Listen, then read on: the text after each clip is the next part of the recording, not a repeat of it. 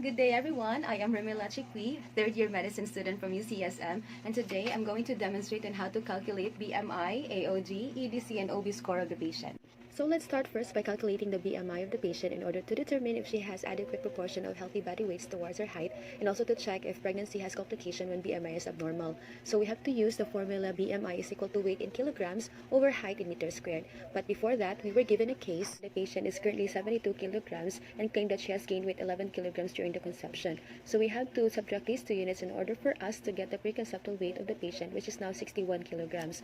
Also, the height of the patient is 5'5", and we have to convert it into meters. So now we get 1.65 meters. So going back, we have to substitute the units to the formula. So we have first to square the height of the patient, which is 1.65 meters. So we get 61 kilograms divided by 2.72 meters, and then we get a BMI of 24.25. We also have to take note that the patient had gained weight 11 kilograms or 24.25 pounds. So according to the guidelines, that the patient has normal BMI, however, she has inadequate weight gain. It's important to estimate the age gestation of the patient in order to guide the prenatal care and also the timing of certain interventions. So we have to use the LMP of the patient, which is July 3 of 2020 to the recent date of March 27 of 2021.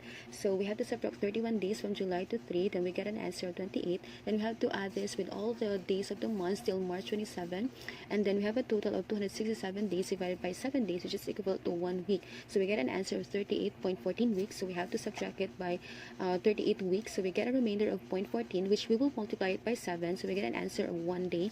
So the total or the age of gestation of the patient is 38 weeks and 1 day. To calculate the expected date of delivery of the patient, we have to use the formula EDD is equal to LMP minus 3 months plus 7 days plus 1 year, but this is only applicable when the LMP of the patient is greater than April. So the LMP of the patient is July 3 of 2020 minus 3 months plus 7 days plus 1 year, so the expected date of delivery is April 10 of 2021.